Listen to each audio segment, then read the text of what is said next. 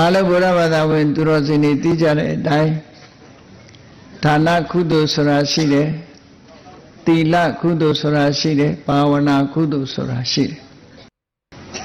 မိမိတို့ရည်ရွယ်ချက်အတိုင်းကုသိုလ်တရားတွေအစဉ်စဉ်ကြိုးပမ်းအားထုတ်လို့ရရှိလာတဲ့အကျိုးတရားကလည်းမတူဘူး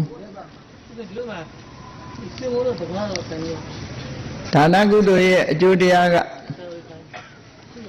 အသုံးဆောင်ပြည့်ဝခြင်းဆိုတဲ့အကျိုးတရားသီလကုသိုလ်ရဲ့အကျိုးတရားကတော့ကောင်းရာသုတိဘုံရောက်ခြင်းဆိုတဲ့အကျိုးတရားနဲ့ဘာဝနာကုသိုလ်ရဲ့အကျိုးတရားကတော့တဏှာဥက္ကလွန်မြောက်ရာဖြစ်တဲ့နိဗ္ဗာန်ကိုရောက်ရှိနိုင်ခြင်းဆိုတဲ့အကျိုးတရားကုသိုလ်၃မျိုးဟာတစ်ခုနဲ့တစ်ခုမတူညီဘူးကုသိုလ်၃မျိုးလုံးဟာမိမိတို့ရဲ့ဥတည်ချက်နဲ့ရည်ရွယ်ချက်အတိုင်းကောင်းတဲ့အလုပ်တွေကြီးပဲဖြစ်တယ်စိစိမ်ဥစ္စာတိုးပွားပြီးတော့တဏှာခရီးမှာပြည့်ပြည့်ဝဝနေထိုင်လို့တဲ့ပုဂ္ဂိုလ်တွေဖို့ကတော့ဒါနကုသိုလ်လုပ်ရမယ်ဒါကဒါနကုသိုလ်ရဲ့အကျိုးဟာအဓိကအားဖြင့်မိမိကပေးတာကမ်းတာဖြစ်သောကြောင့်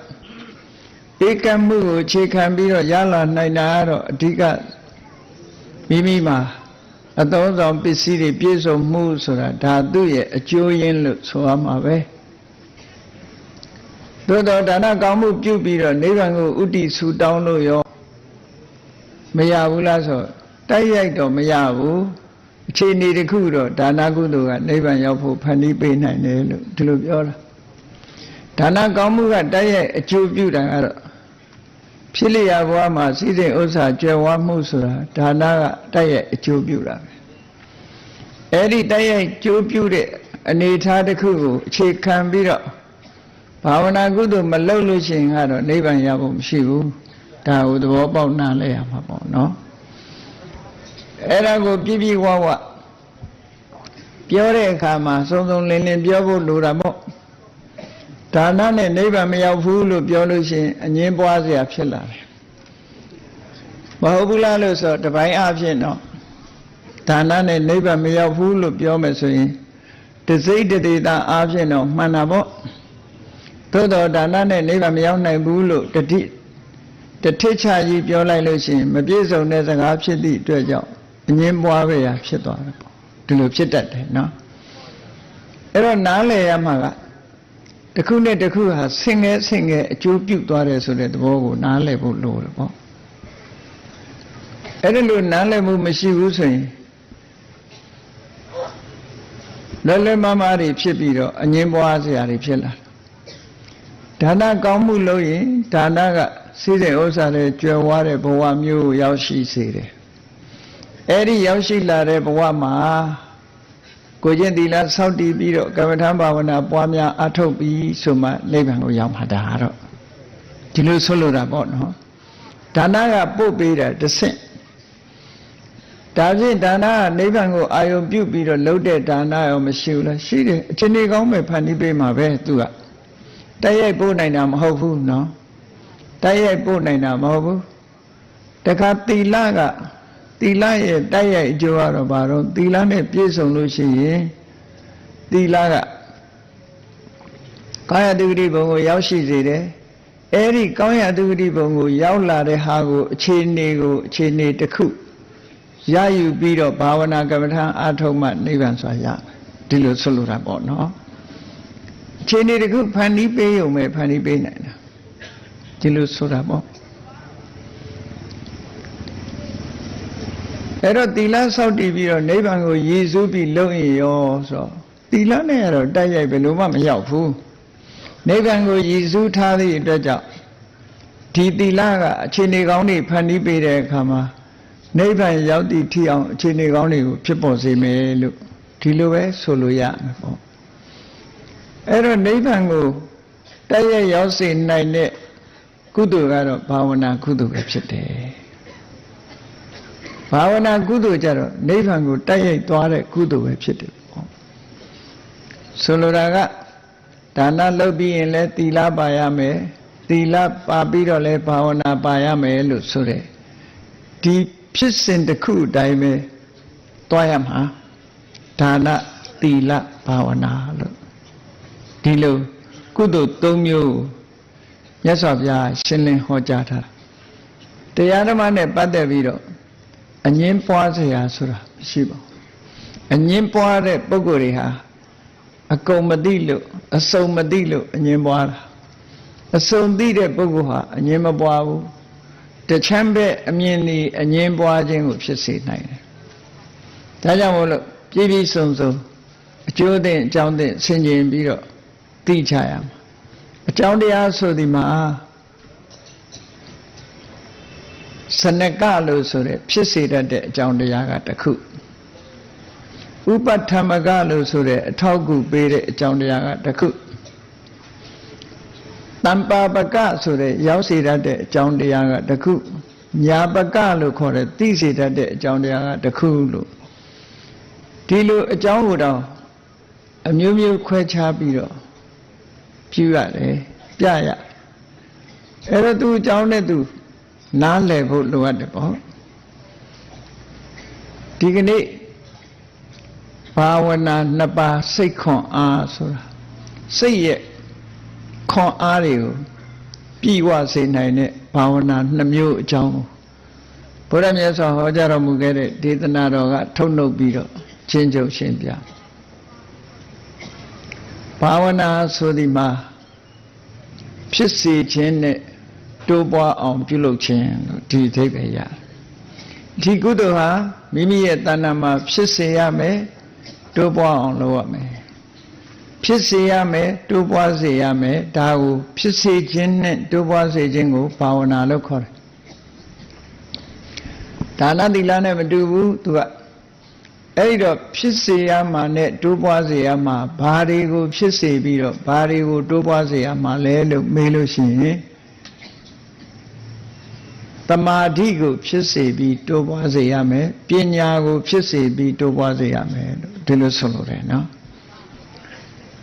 အဲ့တော့ဘုရားဘာသာဝင်သူတော်စင်တို့ရဲ့ပန်းတိုင်ဟာဘာလဲလို့ပြောရင်နိဗ္ဗာန်ပဲနိဗ္ဗာန်ဆိုတဲ့ပန်းတိုင်ကိုရောက်ဖို့ရအတွက်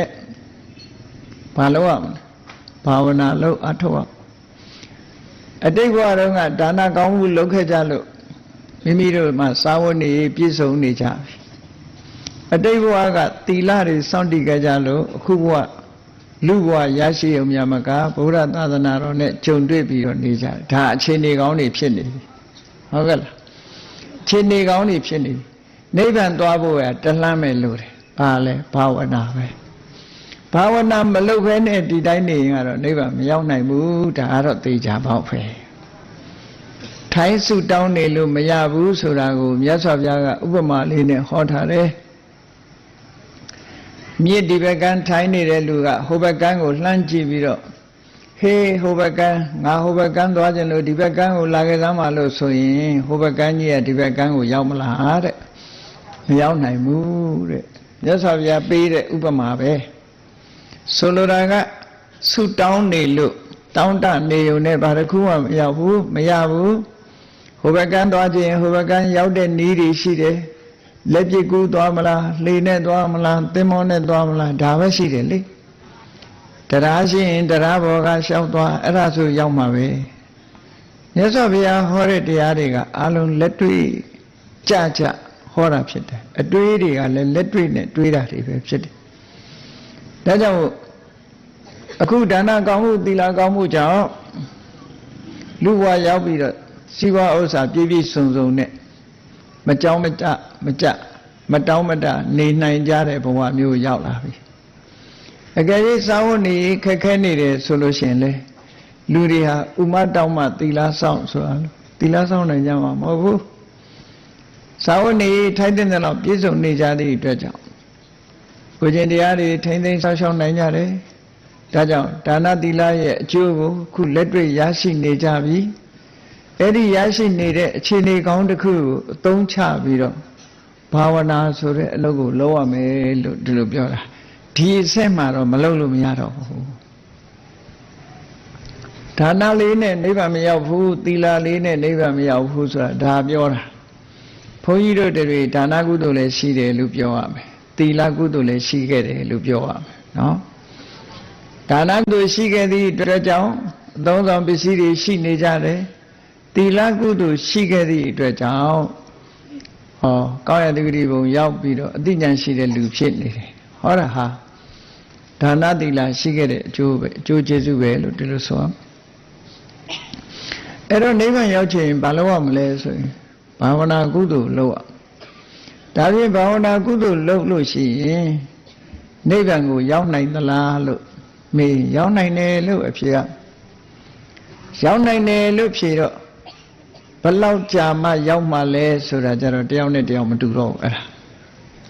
ဒီတိုင်းတာလေးသာမတူတာသွားနေရင်တော့ရောက်မှာပဲပခုတ်ကူကနေရေစကြိုသွားမယ်ဆိုပါတော့သွားမယ်လမ်းရှိတယ်ပခုတ်ကူကရေစကြိုသွားရင်ရောက်သလားဆိုရောက်တယ်ပဲဖြေရမှာရောက်တယ်လို့ဖြေမယ်သို့တော့ဘယ်နှစ်နာရီနဲ့ရောက်မလဲလို့မေးလို့ရှိရင်မင်းဘာနဲ့သွားမှလဲဒီလိုတော့ရှိမှာပေါ့ဟုတ်လားကုန်းကြောင်းလျှောက်ရင်တော့မရောက်ဘူးတနာရီနဲ့ကားနဲ့သွားရင်တော့ရောက်နိုင်တယ်ဒီလိုဆိုရမှာပေါ့နော်အဲ့တော့နိဗ္ဗာန်ကိုသွားရင်ဘယ်လောက်ကြာမှလဲဘာဝနာလုပ်ငန်းလုပ်လို့နိဗ္ဗာန်ကိုဘယ်လောက်နဲ့ရောက်မှလဲဆိုမင်းဘာနဲ့သွားမှလဲလို့မေးရမှာပဲကိုသွားတဲ့အတိုင်းအတာနောက်တစ်ခါကိုယ့်ရဲ့အရည်ချင်းဒီနှစ်ခုနဲ့ပဲဆုံးဖြတ်အဲ့ဒါကြောင့်မို့လို့ဘယ်တော့ရောက်မလဲဆိုတာကအဓိကမဟုတ်ဘူးဘယ်တော့လုပ်မလဲကအဓိကဖြစ်တယ်ဘယ်တော့လုပ်မလဲဆိုတာမလုပ်သေးဘူးလေသူကမေးနေတော့မှရှိတယ်ဘယ်တော့ရောက်မှာတော့ဘယ်လောက်ကြာအောင်လုပ်ရမှာတော့ဆိုတဲ့မေးခွန်းတွေဘယ်လောက်ကြာအောင်လုပ်ရမှာလဲလို့ဆိုတာကိုယ့်အရည်ချင်းပေါ်မူတည်တယ်ကိုကျင့်တဲ့အကျင့်ပေါ်မှာမူတည်တယ်ဒီလိုဆိုရမှာပေါ့နော်ဟုတ်ပြီဘာဝနာဆိုဒီမှာပါဇက်နဲ့ပြောရတဲ့ဝစီကံလည်းမဟုတ်ဘူးကိုယ်နဲ့လုပ်ရတဲ့ကာယကံမျိုးလည်းမဟုတ်ဘူးစိတ်နဲ့သာလုပ်ရတဲ့မနောကံမျိုးဖြစ်တယ်ဒါကြောင့်မို့စိတ်ဓာတ်စိတ်ရဲ့ခွန်အားတစ်ခုပဲစိတ်ခွန်အားကြီးထွားလာအောင်စိတ်ကိုလေ့ကျင့်ပေးတာလေ့ကျင့်ပေးတယ်ဆိုတာဘာတွေကိုလေ့ကျင့်တာတော့နိဗ္ဗာန်သွားဖို့ရာအတွက်ကြားထဲမှာအဟံတားတွေဘာတွေရှိလဲဥပမာမဲ့လမ်းကြီးတစ်ခုသွားမယ်လမ်းကြီးကခြုံနေပိတ်ပေါင်းနေတယ်ကြောက်စဲခဲတွေကျင်းနေချိုက်နေရှိနေတယ်ဆိုရင်အဲ့ဒီခြုံနေအရင်ရှင်းရမှာပဲချိုက်တွေကိုရင်ဖိုးရမှာပဲပြီးတော့မှသွားလို့ရမှာပေါ့ထို့တူပဲနိဗ္ဗာန်သွားခြင်းတပတ်ဆိုလို့ရှိရင်ကိုယ်တဏ္ဍမှာအစိုးအပိတ်တွေဘလောက်များနေတယ်လဲအဲ့ဒီအစိုးအပိတ်တွေရှင်းရမှာဘလောက်ကြာမလဲဒါပဲသိရနိဗ္ဗာန်ကတော့အခုသွားအခုရောက်တယ်လို့ပဲပြောရမှာပဲနော်အဲ့တော့ကိုယ်တဏ္ဍမှာရှိနေတဲ့ပိတ်ဆို့နေတဲ့အရာတွေကိုရှင်းဖို့ရကြတော့အချိန်ယူရမယ်တချို့နေရာဒုတွေကြီးမားခြင်းကြီးမားနေမယ်တချို့ပုဂ္ဂိုလ်တွေကပါပါလွှာလွှာလေးဖြစ်ခြင်းလည်းဖြစ်မယ်တချို့ပုဂ္ဂိုလ်ကျတော့ဒုတွေကြီးမားနေတဲ့ပုဂ္ဂိုလ်လည်းဖြစ်မယ်အဲ့ဒီအတိုင်းအတာအရသာလင်နိဗ္ဗာန်သွားဖို့အခက်ခဲဆိုတာမျိုးဖြစ်နိုင်တယ်တဲ့ကျန်တာကတော့ဒီလမ်းကြောင်းပဲရှိတယ်မြတ်စွာဘုရားဒီလိုဆိုလိုတာနော်ကဲဘာဝနာဆိုဒီမှာစိတ်စွမ်းအားကိုလေ့ကျင့်ပြီးတော့မိမိရဲ့တဏ္ဍာမှာတမာတိကိုဖြစ်အောင်လုပ်ခြင်းတိုးပွားအောင်လုပ်ခြင်းနဲ့ပညာကိုဖြစ်အောင်လုပ်ခြင်းတိုးပွားအောင်လုပ်ခြင်းဒီနှမျိုးကိုဘာဝနာလို့ခေါ်တာပဲဘာဝနာနှစ်ပါးလို့ဆိုတဲ့နေရာမှာတမာတိကိုဖြစ်အောင်ပွားအောင်လုပ်တဲ့ဘာဝနာကတစ်မျိုးပညာကိုဖြစ်အောင်တိုးပွားအောင်လုပ်တဲ့ဘာဝနာတစ်မျိုးလို့ခေါ်တာဘာဝနာနှစ်မျိုးလို့ခေါ်တယ်တမာတိကိုလည်းဖြစ်အောင်လုပ်ရမယ်တိုးပွားအောင်လုပ်ရမယ်ပညာကိုလည်းပဲဖြစ်အောင်လုပ်ရမယ်တိုးအောင်လုပ်ရမယ်တမာတိကဘာနဲ့တူတော့ဆိုခြုံရှင်းတာနဲ့တူတယ်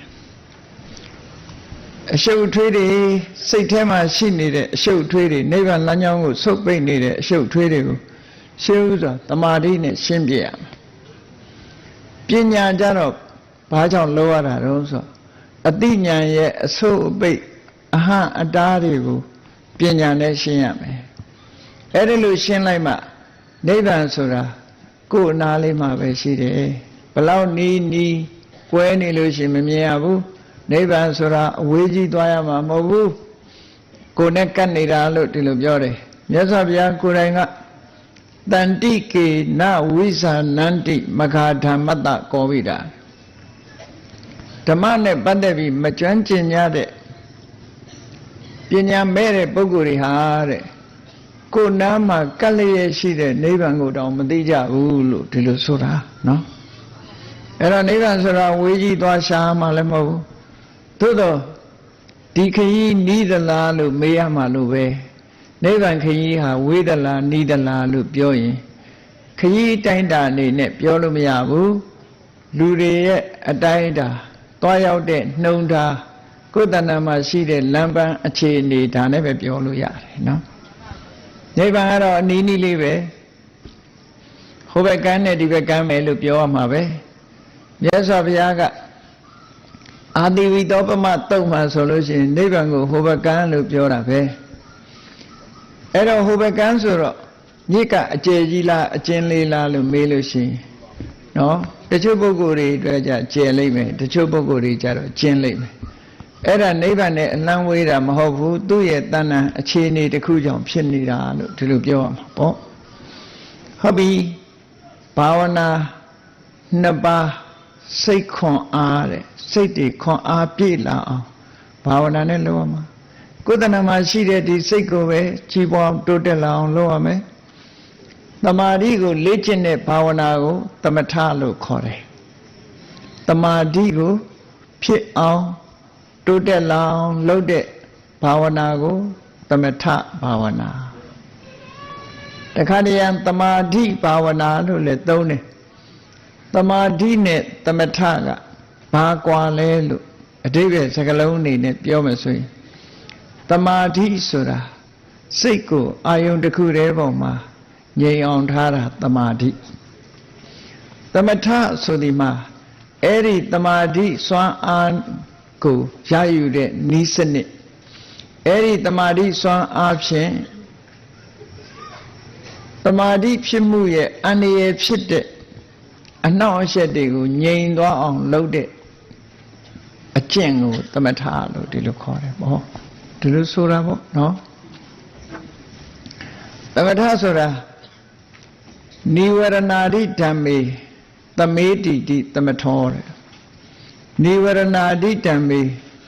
စိတ်ကိုပိတ်ဆို့နေတတ်တဲ့ကုသိုလ်တရားတွေမဖြစ်ရအောင်အပိတ်အဆို့တွေဖြစ်တဲ့နိဝရဏစားတဲ့တရားတွေကိုသမေတိငြိမ်ဝတ်သွားစေ၏ထားကြွပြီးတော့မလာဘူးငြိမ်သွားအောင်အနေထိုင်သွားအောင်လုပ်တယ်အနေထိုင်သွားတယ်အဲ့ဒါလို့အနေထိုင်သွားအောင်လုပ်နိုင်တဲ့ကျင့်စဉ်တစ်ခုကိုသမထလို့ခေါ်တာပဲအဲ့ဒီသမထကျင့်စဉ်ဟာသမာဓိကိုအလေးပေးပြီးဆောင်ရွက်မှုသာဖြစ်တယ်ပေါ့ဒီလိုဆိုတာနော်အဲ့တော့ကဲသမထကျင့်စဉ်ဆိုတာသမာဓိအလုပ်ပဲအဲ့ဒီသမာဓိဖြင့်និဝရဏတွေကိုငြိမ်းအောင်လုပ်ရမယ်တဲ့ကဲဟုတ်ပြီဘုန်းကြီးတို့တွေရဲ့တဏ္ဍာမှာនិဝရဏတွေဘယ်လိုရှိနေသလဲစဉ်းစားကြည့်ကိုပြန်ကြည့်တရားရှာကိုမှတွေ့လို့ပြောတာမှန်တယ်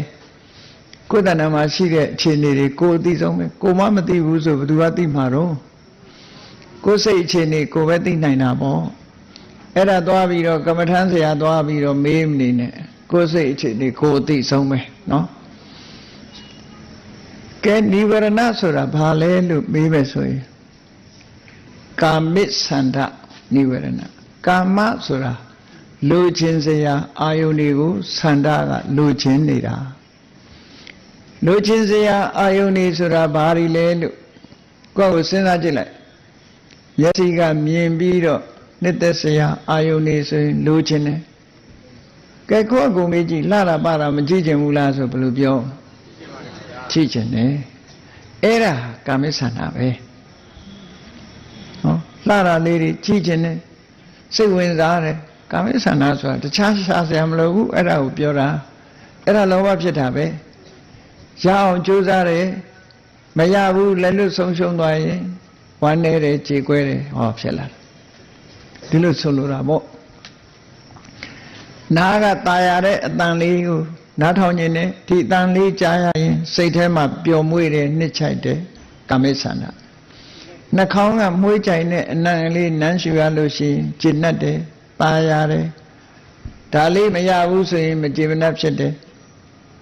လျှာကလည်းကောင်းတဲ့အရာသာလေးခံစားရမယ်ဆိုရင်ကျဉ်တ်တယ်ခံစားခြင်းနဲ့ခန္ဓာကိုယ်ကလည်းအထီးတွေ့ကောင်းတာလေးဆိုရင်နောက်ထပ်ထိတွေ့ခြင်းနဲ့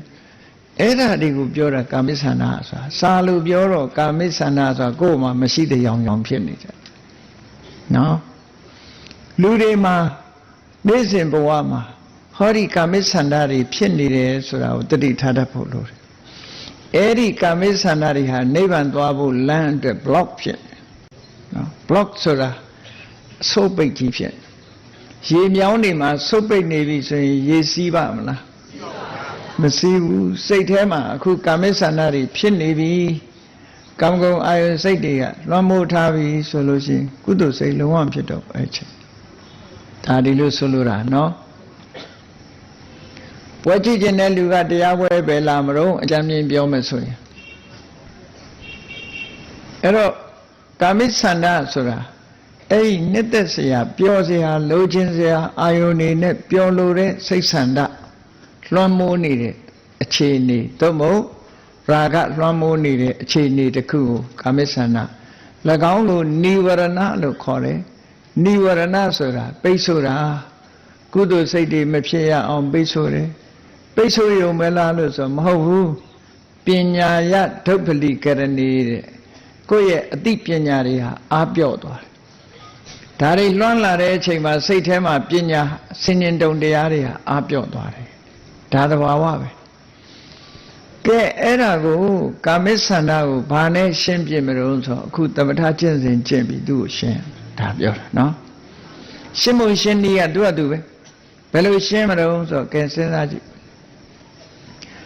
သမထကျင့်စဉ်တစ်ခုကိုကျင့်တဲ့အခါမှာအာယုန်တွေအများကြီးပဲပေးထားတယ်မြတ်စွာဘုရားကကတိုင်း10ပါးတို့အတုပ10ပါးတို့အာနာအနုတ္တိ10ပါးတို့အများကြီးပဲပေးထားတယ်ထင်မယ်ကဲအလွယ်ဆုံးဟာလေးတစ်ခုကိုကြည့်အလွယ်ဆုံးဆိုတာကိုယ်နဲ့အနည်းဆုံးဟာလေးတစ်ခုတခြားမှရှားစရာမလိုဘူးဘာလဲလို့ဆိုရင်24နာရီမပြတ်မိမိရဲ့နှာခေါင်းကရှူသွင်းရှိုက်ထုတ်လုံးတွေတဲ့လေကလေးအဲ့ဒီလေကလေးကိုသုံးချအောင်နော်လေကိုသုံးချတာအခုကဟိုလေရသည်ဆိုပြီးတော့လမ်းဘေးမှာဒီကားဘိန်းထဲမှာလေထဲတဲ့လူတွေပဲလေသုံးချနေကြတာနော်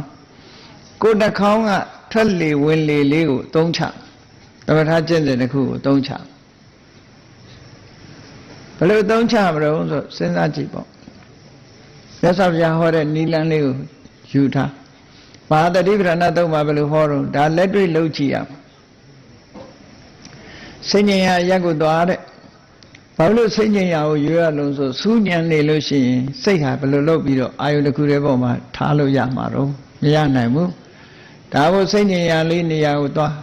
တခြားမရဘူးဆိုကိုယ့်အိမ်နဲ့ကိုယ်တကားလုံးအောင်ပိတ်ငြိမ်တဲ့နေရာတယောက်တည်းမှာလုပ်အဲ့ဒီမှာပန်လင်ကံအာဘူးစိတ်တော်တင်မြင်ခွေးထိုင်မယ်မြို့သမီးတွေဆိုရင်ဒုတုတ်ထိုင်မယ်ဥဇုံကာယံပဋိဒါယခါထက်ကိုလေးကိုဆန့်ထားမယ်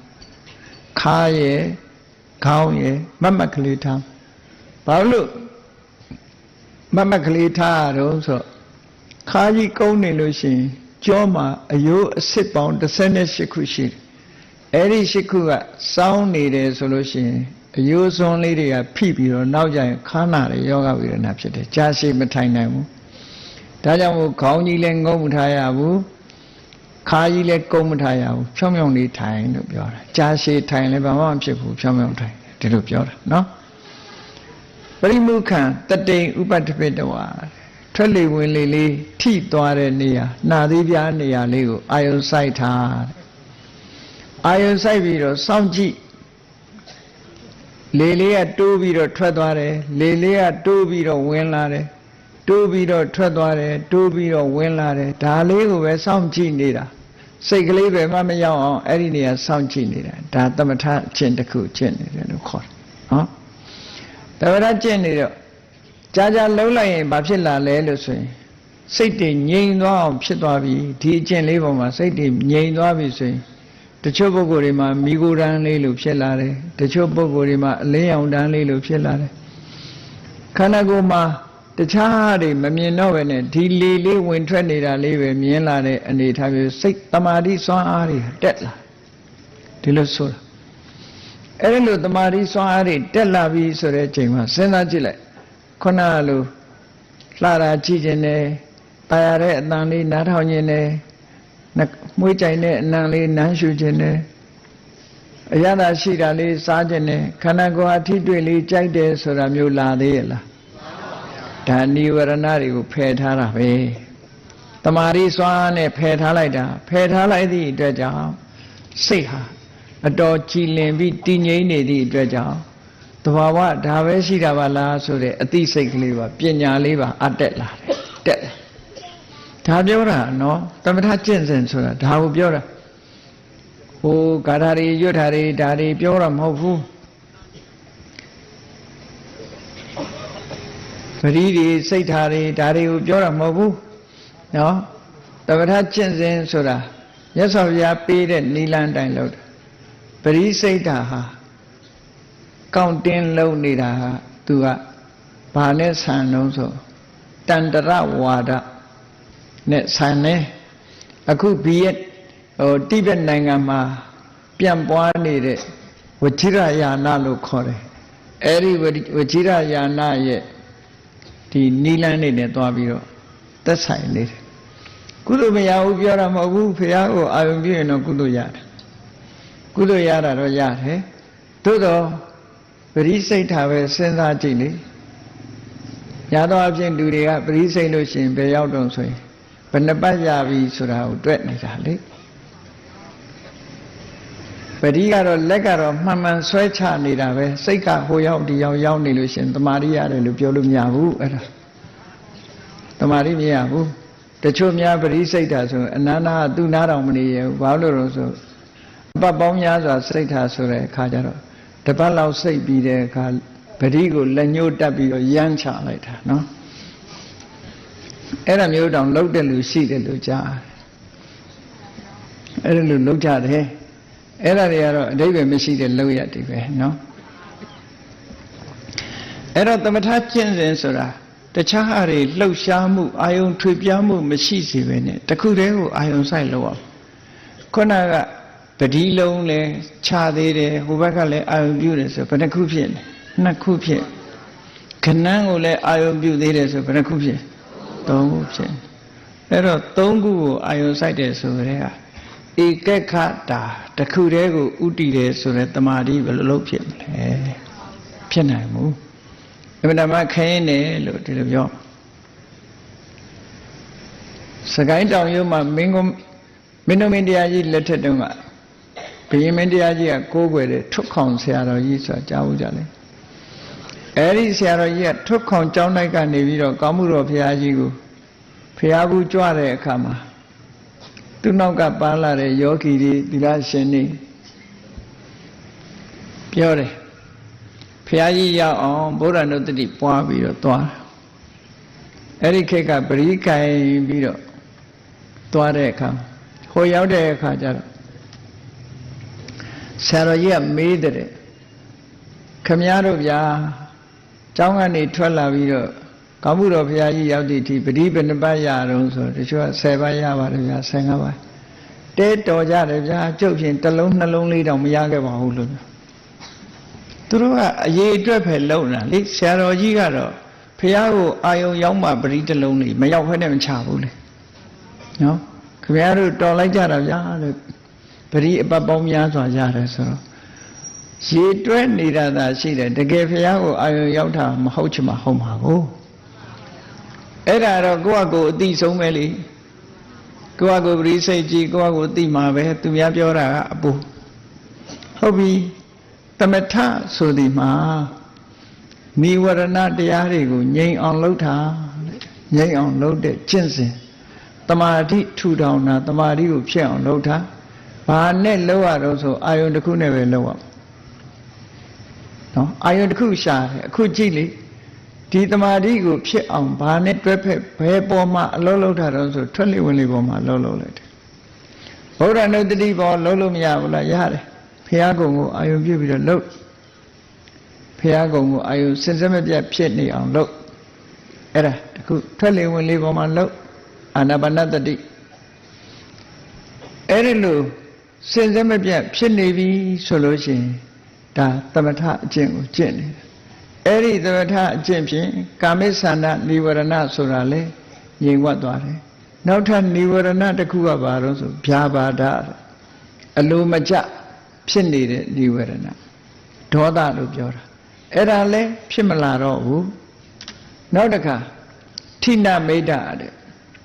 စိတ်မဝင်စားဘူးအိတ်ချင်းလာတယ်ထိုင်းမိုင်းလာတယ်တော်ချင်းလာတယ်အဲ့ဒါကစိတ်ဆုပ်နေမှုတွေဖြစ်လာတယ်ဒါကိုထိနမိတ်တာနိဝရဏလို့စိတ်အားတက်ပြီးတော့တမာတိစွမ်းအားတွေတက်နေလို့ရှိရင်အိတ်ချင်းစိတ်ဆိုတာလည်းမလာဘူးဒါကြောင့်မလို့ထိနမိတ်တာဆိုတာကိုလည်းငြိမ်ဝတ်သွားအောင်လုပ်ထားတယ်ဥဒိစ္စကုက္ကုစ္စဥဒိစ္စဆိုတာစိတ်တွေလွင့်ပြန်နေတာဟိုအာယုန်ဒီအာယုန်ဘယ်ရောက်မှမသိစိတ်တွေစုစည်းလို့မရအောင်ဖြစ်နေတာဥဒိစ္စကုက္ကုစ္စဆိုတာစိတ်ထဲမှာပူပန်နေတာအဲ့ဒါတွေလည်းငြိမ်ဝတ်သွားတယ်ဝိသိကိစ္စကိုလုံးတဲ့အလုံးဟာဟုတ်ကလားမဟုတ်ဘူးလားဆိုတဲ့အတွေးတွေလည်းမလာဘူးငြိမ်ဝတ်နေတယ်အဲ့ဒီလိုနိဝရဏတရားတွေငြိမ်ဝတ်သွားပြီဆိုမှသမထလို့ဒီလိုပြောတာနော်နိဝရဏတရားတွေမငြိမ်ဘူးဆိုရင်သမထမအောင်မြင်သေးဘူးတမာတိရလာပြီဆိုမှဒါတွေငြိမ်သွားမယ်အဲ့ဒီလိုတမာတိရလာပြီဆိုလို့ရှိရင်တော့အသိဉာဏ်ဖြစ်ဖို့ဟာလွယ်ကူသွားတယ်ပညာတွေအတွက်အခြေအနေကောင်းတွေဖြစ်ပေါ်လာတယ်ဒါကိုသမထဘာဝနာလို့ဒီလိုခေါ်တာနော်ဘယ်တိုင်းတာထိအောင်လုပ်ရမလဲလို့ဆိုလို့ရှိရင်အာယုန်တစ်ခုပေါ်မှာဘယ်နှစ်နာရီကိုယ်စိတ်ကိုစိုက်ထားနိုင်တယ်လေဒီပေါ်မှာမူတည်တာနော်ဘယ်လောက်ကြာကြာထားနိုင်တယ်လဲအာယုန်ပေါ်မှာစိတ်အောင်မြင်သွားတဲ့ပုဂ္ဂိုလ်တွေဟာမိမိရွေးချယ်ထားတဲ့အာယုန်လေးပေါ်မှာတနေ့ကုန်ထားလို့ရမယ်2ရက်ထားလို့ရမယ်3ရက်ထားလို့ရမယ်အဲ့ဒါလို့အတိုင်းအတာထိအောင်စွမ်းရည်တတိတွေတက်လာအောင်လုပ်အောင်အဲ့ဒါလို့လုပ်ပြီးဆိုလို့ရှိရင်ဒီအာယုန်လေးကိုစူးစိုက်ပြီးတော့ရှုနိုင်လို့တမာတိစွမ်းအားတွေဒါမြင့်လာတာကိုဇံလို့ခေါ်တာပဲဇံဆိုတာဒီအချိန်မှာကောင်းရင်ပြန်တာလည်းမဆိုင်ဘူးအာယုန်လေးကိုစူးစိုက်ရှုနေပထမဇံအဆင့်မှမပြန်နိုင်ဘူးဒုတိယဇံအဆင့်မပြန်နိုင်ဘူးတတိယဇံအဆင့်မပြန်နိုင်ဘူးသုဒ္ဓဇံအဆင့်ရောက်သွားပြီဆိုတဲ့အခါကျတော့တမာတိကသိကောင်းသွားပြီအဲ့ကြဘယ်လောက်ထိကောင်းသွားတော့ဆိုအသက်တောင်မရှူတော့တဲ့အနေထားမျိုးရောက်သွားတယ်နော်ဒါဖြင့်အသက်မရှူဘူးဆိုရင်အာနာပါနလုံးလို့ရသေးလားလို့ဆိုအာနာပါနအာယုန်နဲ့တော့မဟုတ်ဘူးတခြားအာယုန်နဲ့ဖြစ်သွားအဲ့ဒီလိုသရုဒ္ဓဇံတမာတိအရှိန်ရပြီဆိုတော့မှတကူအဘိညာဉ်နေဖန်ဆင်းလို့ရတယ်တမာတိစွမ်းအားနဲ့ကိုဖြစ်ချင်တာတွေဖြစ်လာတယ်စနစ်တကျလုပ်ရင်ဖြစ်လာတယ်အဲ့ဒီအတိုင်းအတာထိအောင်သမထကျင့်စဉ်ကိုကျင့်လို့ရတယ်လို့ဒီလိုပြောတာနော်အဲ့တော့သမထကျင့်စဉ်ရဲ့အကျိုးဟာလမ်းဆုံးဟာဘာလဲလို့မေးမယ်ဆိုရင်တော့အဘိညာဉ်ပဲဒါဖြင့်ပထမဇန်အဘိညာဉ်မရရင်ဘာအကျိုးရှိတော့ဆိုအေးသမထရတဲ့ပုဂ္ဂိုလ်တယောက်ဟာစိတ်ကိုငြိမ်အောင်ထားပြီးတော့နေရတာဟာစိတ်အနားယူနေတာနဲ့အလားတရတူတယ်ချမ်းသာတာပေါ့စိတ်ဟာလှုပ်ရှားသွားလာနေလို့ရှိရင်စိတ်ကပင်ပန်းနေမှာလူတွေကြည့်လေတဏီကုံဟိုသွားလိုက်တောင်းသွားလိုက်မြောက်သွားလိုက်ဟိုလှုပ်လိုက်ဒီလှုပ်လိုက်ပင်ပန်းလာတာနော်ငြိမ်ငြိမ်နေနားယူလိုက်ရတယ်စိတ်ကလည်းပဲတူတူပဲလူကထိုင်နေပြီပဲလို့စိတ်ကသွားနေတာလေသွားနေတော့စိတ်ကိုအနားပေးလိုက်တာအာယုန်တစ်ခုတည်းပေါ်မှာထားလိုက်တာစိတ်ရဲ့အနားယူမှုလို့ခေါ်တယ်စိတ်ချမ်းသာမှုတွေရသွားတယ်ဒါကြောင့်မို့ဒိဋ္ဌဓမ္မဒုက္ခဝိဟာရတဲ့မျက်မှောက်ဘဝမှာချမ်းချမ်းသာသာနေလိုက်ရတယ်ဆိုတဲ့အဓိပ္ပာယ်ပြောတာဒါကသမထဘာဝနာ အဲ့ဒီသမထဘာဝနာနဲ့တင်နိဗ္ဗာန်ရောက်လာလို့ဆိုမရောက်သေးဘူးသမထဘာဝနာကိုလည်းကျင့်ရမယ်သမထဘာဝနာနဲ့နိဗ္ဗာန်မရောက်သေးဘူးဆိုလို့ရှိရင်နိဗ္ဗာန်ရောက်ဖို့အတွက်နောက်ထပ်ဘာဝနာတစ်ခုကျင့်ဖို့လိုတယ်အဲ့ဒီနောက်ထပ်ဘာဝနာတစ်ခုဘာခေါ်လို့ဆိုဝိပဿနာဒါကြတော့ပညာဘာဝနာလို့ခေါ်တယ်ပညာဆိုဒီမှာခုနကအာယုတစ်ခုတည်းပေါ်မှာစိတ်ကိုစိုက်ထားတာမဟုတ်တော့ဘူးအာယုတစ်ခုပေါ်တည်းမှာစိတ်ကိုစိုက်မထားတော့ပဲနဲ့တဘာဝအာယုကိုသိအောင်လုပ်တာဖြစ်သွားတယ်သူကြတယ်သိတဲ့ဘက်ကိုဥလှဲ့သွားတယ်ငြိမ်တဲ့ဘက်ကိုဥမလှဲ့ဘူးသိတဲ့ဘက်ကိုဥလှဲ့သွားတယ်တဘာဝတရားရဲ့စင်စစ်မပြတ်ဖြစ်မှုတွေကိုသိရှိနားလည်လာတယ်ပေါ့ဒီလိုဆိုတော့ပေါ့နော်ဒါကြောင့်မို့ဝိပဿနာဘာဝနာအားထုတ်တော့မယ်ဆိုလို့ရှိရင်ခုနကအာနာပါနပေါ်မှာအားထုတ်မလားဆိုရင်ဘယ်လိုအားထုတ်မလဲထွက်လေဝင်လေလေးပေါ်မှာအားထုတ်တဲ့အခါခုနထွက်လေဝင်လေတစ်ခုတည်းပေါ်မှာစိတ်ကိုစူးစိုက်ထားတာဝိပဿနာအားထုတ်ပြီဆိုတဲ့အခါမှာတစ်ခုတည်းကိုစူးစိုက်ထားเสียမလိုတော့ဘူးရှူသွင်းလိုက်တဲ့လေကလေးရယ်အဲ့ဒီလေကလေးထိသွားတဲ့နှာသီးပြားနေရာလေးရယ်ထိမှန်းသိလိုက်တဲ့စိတ်ကလေးရယ်ဟောသုံးခုတတိထားသုံးခုဖြစ်တယ်ဆိုတာတတိထားတတ်လားလေလေးကတစ်ခုလေလေးထိတဲ့နှာသီးပြားမှာရှိတဲ့ကာယပတာရဆိုတာလေးကတစ်ခုအဲ့ဒီနှစ်ခုပေါင်းစပ်လိုက်လို့ဖြစ်ပေါ်လာတဲ့အသိစိတ်လေးလေလေးထိရင်ထိသွားမှန်းသိလိုက်တဲ့အသိလေးအဲ့ဒီအသိလေးတစ်ခုတိုးလာအဲ့ဒီအသိလေးရယ်လေရယ်ကာယပတာရရယ်လေလေးကိုဖုဒ္ဓဘာယုံလို့ခေါ်တယ်ဖုဒ္ဓဘာယုံထိတဲ့နေရာကိုကာယပတာရလို့ခေါ်တယ်ထိမှန်းသိလိုက်တာကိုကာယဝိညာဉ်စိတ်လို့ခေါ်တယ်ဟောသုံးခုဖြစ်သွားအဲ့ဒီလိုသုံးခုဖြစ်နေတာကိုသိတာဒါပညာနဲ့သိတဲ့အသိတစ်ခုဖြစ်လာတယ်ပေါ့အဲ့ဒီချိန်မှာတမာတိမပါရဘူးလားပါတယ်ဒါပေမဲ့စိတ်ငြိမ်အောင်လုပ်ထားတာမဟုတ်ဘူးဒီအသိသုံးခုလေးပေါ်မှာတခြားစိတ်ကွာမသွားရုံတော့ပဲတတိရှိရတယ်တမာတိရှိရတယ်အဲ့ဒီနောက်မှာအသိပညာရှိရတယ်တမ္မာအဲ့ဒီမှာကြိုးစားအထောက်မှုဆိုတာရှိရတယ်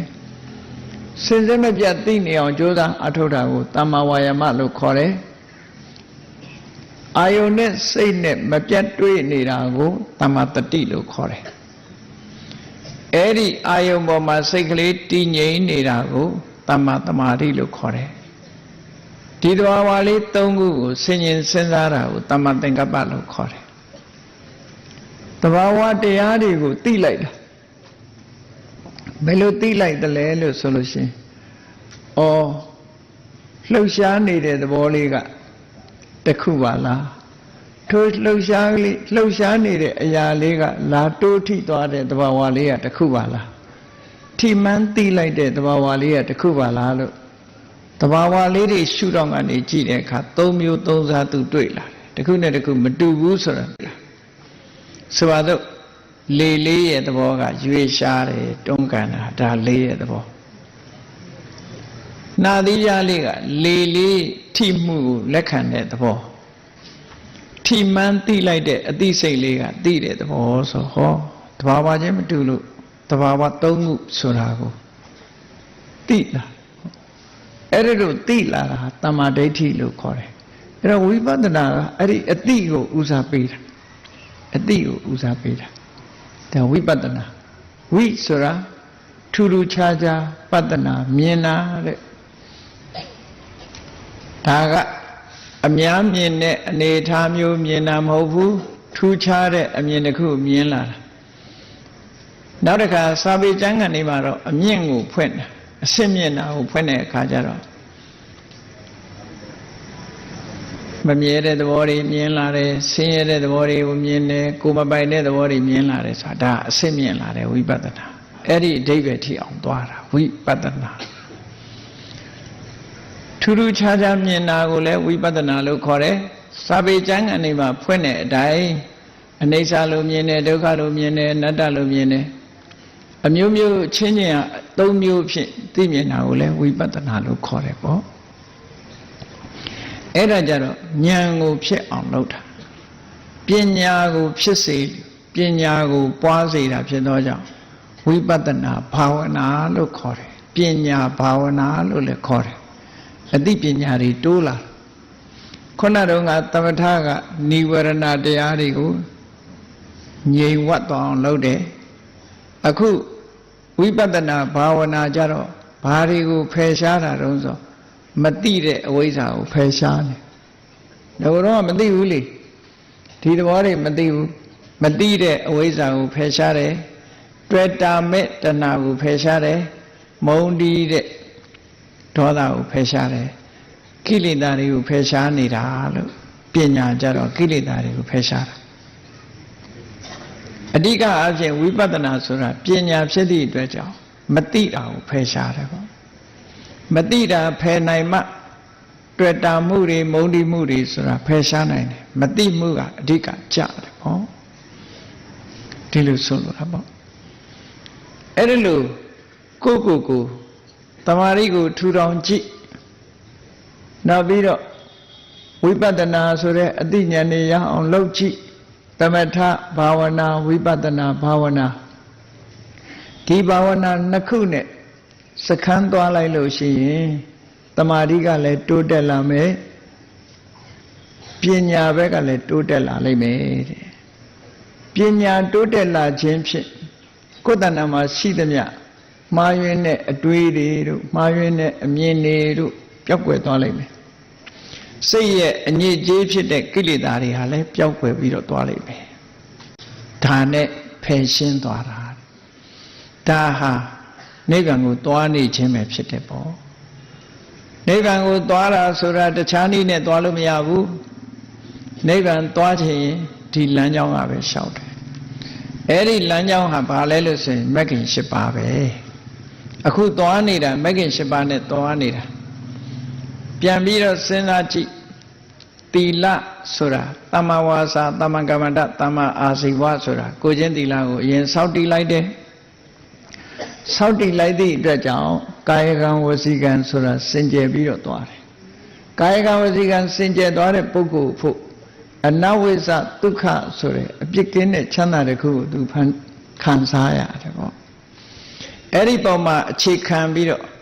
ဖြစ်စေဖြစ်ပေါ်နေခိုက်အာယုန်လေးတွေပေါ်မှာ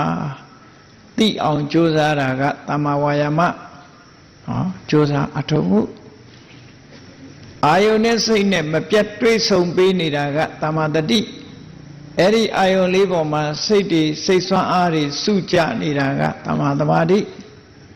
အမှန်ကန်တဘာဝတရားကိုစဉ်းစားနေတာကသမ္မာသင်္ကပ္ပအမှန်သိတာကသမ္မာဒိဋ္ဌိလို့ဟောသမ္မာဒိဋ္ဌိကိုအားပေးတဲ့တဘာဝတရားက၄ခုသမ္မာဒိဋ္ဌိဆိုတာပညာကတစ်ခုအဲ့ဒီ၅ခုဖြစ်ပေါ်နေတာကိုပဲနိဗ္ဗာန်သွားနေတယ်ဝိပဿနာအလုပ်အားထုတ်နေတယ်လို့ဒီလိုခေါ်တာနော်အဲ့ဒီ၅ခုကိုပဲမက္ခလို့ခေါ်တယ်သီလဘအပါဝင်၈ခုဟာငါမက္ခအဲ့ဒီမက္ခဆိုတာဘာကြောင့်မက္ခလို့ခေါ်တော့ဆိုတော့မက္ခရဲ့အဓိပ္ပာယ်ကဘာလဲလို့ဆိုရင်နိဗ္ဗာနတ္ထိကေဟိခဝေတိယတိတိမက္ခိယတိခဝေတိယတိတိမက္ခောတဲ့နိဗ္ဗာန်လိုချင်ရင်ဒီသဘာဝတရား၈ခုကိုယ်တဏ္ဍာမှာရှာရမယ်ရအောင်လုပ်ရမယ်ဒီလိုဆိုလို့သူတို့ကိုရအောင်မလုပ်ဖဲဒီ၈ခုမပါပဲနိဗ္ဗာန်သွားလို့မရဘူးကားစီးခြင်းလို့ရှိရင်လိုင်းကားနဲ့သွားခြင်းနဲ့ဆိုရင်ကားကအရင်မရှာရပေဘူးလားရှားတာလို့ပဲနိဗ္ဗာန်ကိုသွားခြင်းပြီဆိုလို့ရှိရင်တော့ဒီ၈ခုရှာရဲဆိုတာကိုယ်တဏ္ဍာမှာဖြစ်အောင်လုပ်တာခုနနီးတိုင်ဖြစ်တာခုနကြည့်လေထွက်လေဝင်လေလေးပေါ်မှာဖြစ်အောင်လုပ်တာပဲအဲ့ဒါလို့ဖြစ်အောင်လုပ်ဒီ၈ခုဟာပူးပေါင်းပြီးတော့ဆောင်ရွက်တာဒါကြောင့်မို့နိဗ္ဗာန်သွားခြင်းတဲ့ပုဂ္ဂိုလ်တိုင်းနိဗ္ဗာနတ္ထိကေဟိခဝေတိယတိမက္ခိယတိခဝေတိယတိတိမက္ခောတဲ့ နိဗ္ဗာန်သွားခြင်းတဲ့ပုဂ္ဂိုလ်ကြီးရှာရမယ့်အရာဖြစ်သွားကြောင်းမက္ခဒီ၈ခုဟုတ်ပြီကိုယ်တဏ္ဍာမှာရပြီဆိုတော့နိဗ္ဗာန်သွားခြင်းလို့သူတို့ကိုရှာလိုက်ပြီနိဗ္ဗာန်ကိုဘယ်သူကရှာပေးမှလဲဆိုရင်ဘယ်သူမှရှာပေးမှမဟုတ်ဘူးနိဗ္ဗာန်မက္ခတိခဝေတတိတိမေခောဒီ၈ခုကပဲနိဗ္ဗာန်ကိုရှာပေးမှတခြားရှာပေးမဲ့ဟာမရှိဘူးเนาะကိုယ်တိုင်လိုက်ရှာနေရမှာမဟုတ်ဘူးဒီ၈ခုကိုထူထောင်ခြင်းဖြင့်ဒီ၈ခုကပဲနိဗ္ဗာန်ဆိုတာရှာပေးလိမ့်မယ်နိဗ္ဗာန်ဆိုတာဘယ်မှာလဲဆိုတာသူတို့ကပြလိမ့်မယ်ဒါကိုပဲလုံနေုံပဲဟုတ်ပြီကိုလုံလို့ဒီသဘာဝတရားတွေကိုယ်တဏ္ဍာနဲ့မှာရင့်တန်လာပြီရင့်တန်လာပြီရင့်ကျက်လာပြီပြည့်ပြည့်ဝဝကြီးဖြစ်လာပြီဘယ်ရာပဲဖြစ်ဖြစ်လေရင့်တန်လာမှဖြစ်တာဟုတ်မရင့်တန်ရင်ဘယ်ဖြစ်မလဲအဲ့တော့ရင့်တန်လာပြီဆိုရင်နိဗ္ဗာန်ကိုဘယ်ပုံရောက်သွားတာတုံးလို့မေးတဲ့အခါကျတော့ကိလေသေမာရင်တော်နိဗ္ဗာန်ခိစ္စတိတိမေခောတဲ့ဟောဒီ၈ခုကပဲတစ်ခုတည်းလို့ဖြစ်ပြီးတော့တပိုင်းကကိလေသာတွေကိုဖယ်ပလိုက်တယ်တပိုင်းကနိဗ္ဗာန်ကိုရောက်သွားတယ်ဟောသူတို့ပဲလုံးပါဆိုလိုတာကဝိပဿနာကျင့်စဉ်ကိုကျင့်နေခြင်းဒီဟောဒီမဂ္ဂင်၈ပါးနဲ့ပဲကျင့်တာကျင့်လို့အောင်မြင်သွားပြီအဆင့်အမြင့်ဆုံးအဆင့်ရောက်သွားပြီဆိုလို့ရှိရင်တော့ဒီ၈ခုကစွမ်းအားတွေတက်ပြီးတော့စိတ်ခွန်အားတွေမြင့်မာလာပြီးတော့နိဗ္ဗာန်ကိုမြင်လိုက်တာနဲ့တပြိုင်နက်အရှုပ်အထွေးတွေစိတ်ရဲ့အနောက်အကြည့်တွေကိလေသာတွေအလုံးအရှင်းသွားတပြိုင်နက်ဖြစ်တာစဉ်းစားကြည့်တော့မိကလေးထွန်းလိုက်တာနဲ့တပြိုင်နက်အလင်းရောင်ရတာရဲ့အမှောင်ပြောက်တာရဲ့ဘယ်သူကအရင်ဖြစ်ဘယ်သူကနောက်ကျတယ်လို့ထင်တော့တူတူပဲဖြစ်တာမဟုတ်လားအမှောင်လည်းပြောက်တယ်အလင်းလည်းရောက်တယ်ဆိုတာတပြိုင်နက်ဖြစ်တာ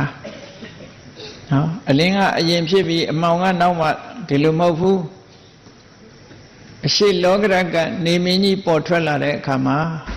အလင်းရောင်ဖြန့်ကျက်လိုက်တာအမှောင်တွေပျောက်သွားတယ်ဟောနေမင်းကြီးထွက်တာကအရင်လားအမှောင်အလင်းရောင်ထွက်တာကအရင်လားအမှောင်ပျောက်တာကအရင်လားဆိုတော့မဟုတ်ဘူးတူတူပဲထွက်လိုက်တာနဲ့လင်းလိုက်တာနဲ့တပြိုင်နက်အမှောင်ပျောက်သွားပြီလေအခုလည်းပဲတူတူပဲနိဗ္ဗာန်ကိုမြင်လိုက်တာနဲ့ကိလေသာတွေပျောက်သွားပြီဒီအဓိပ္ပာယ်ကိုဆိုလိုတာနော်ကိလေသာတွေပျောက်သွားလို့နိဗ္ဗာန်ကိုမြင်လိုက်တာနိဗ္ဗာန်ကိုမြင်လိုက်တာနဲ့လည်းကိလေသာတွေပျောက်သွားတယ်ဒီဟာကိုရည်ရပြီးတော့ဘာဝနာ2ပါးစိတ်ခွန်အားလို့ဒီလိုပြောတာစိတ်ရဲ့ခွန်အားဒီနှစ်ခုအဲ့ဒီခွန်အားနှစ်ခုဟာဒါနကောင်းမှုလုပ်ရတယ်လို့ဝေယဝိဆတွေမရှိဘူးသီလဆောက်တည်ရတယ်လို့ဝေယဝိဆတွေမရှိဘူးကမ္မထာအထုတ်ရတာဝေယဝိဆအ ਨੇ ဆုံးဖြစ်ပြီးတော့စိတ်အလုတ်တက်တက်ဖြစ်သည့်အတွက်ကြောင့်အကုန်အကျဘာတစ်ခုမှမရှိဘူးရှိရလားဒါနလုပ်ပြီးဆိုရင်ပတ်စံကုန်သေးတယ်လေသီလဆောက်တည်ပြီးဆိုလို့ရှိရင်လေအနည်းငယ်ကုန်ကြရှိလေတယ်ဟောဘာဝနာလုပ်ပြီးဆိုရင်ဘာမှကုန်ကြစရာမရှိအဲသွားတော့မတွေ့နဲ့ရိတ်တာသွားလို့ရှိရင်တော့ထမင်းဘုတ်ဘလောက်ပေးရတယ်လို့တော့သွားမထွက်နော်အဲ့ဒါအတခြားကိုယ့်အကိုတရားထုတ်ပြီးဆိုလို့ရှိရင်ကိုယ်စိတ်ထဲမှာလှုပ်လှုပ်ရတဲ့အလုပ်တစ်ခုဟာသူများစီကဘာရှာစရာလိုသေးလို့လဲဘာမှအကုန်ကြမရှိဒါကြောင့်မို့လို့နိဗ္ဗာန်ရောက်တယ်ဆိုတာစေရဏတုတ်ပရိတ်ထဲမှာပါတယ်မို့လားလတ္တာမုဓာနိဗ္ဗုတိဘုံဇမာနာဆိုနိဗ္ဗာန်ချမ်းသာကိုခံစားတာဒါမုဓာအခကြေးငွေဘာမှမပေးရဘဲနဲ့လတ္တာရတာတဲ့ဝဲယူရတာမဟုတ်ဘူးကိုယ်ကိုယ်တိုင်ကျင့်ကြံကြိုးကုပ်အားထုတ်ခြင်းဖြင့်နိဗ္ဗာန်ကိုအာရုံပြုနိုင်အဲ့တော့နိဗ္ဗာန်ဟာအနည်းလေးပဲဒီလိုဆိုလိုတာပေါ့လှုပ်လိုက်တာနဲ့နိဗ္ဗာန်ဆိုတာတွေ့မှာပဲမလှုပ်သေးရင်တော့ဝိနေအောင်မှာပဲလို့ဒီလိုပြောရမှာပဲဒီလိုဆိုတာအဲ့ဒါကြောင့်မလို့ဘာဝနာ2ပါးစိတ်ခွန်အားလို့ဆိုတော့သမထဆိုတာနဲ့လေနိဝရဏတရားတွေကိုရှင်းဖို့လိုအပ်တယ်ဝိပဿနာဆိုတာနဲ့လည်းပဲအမှန်သိအောင်လုပ်ဖို့လိုအပ်တယ်အဲ့တော့ဝိပဿနာလမ်းကြောင်းကိုသွားတဲ့အခါမှာ သမထအာယုန်တွေက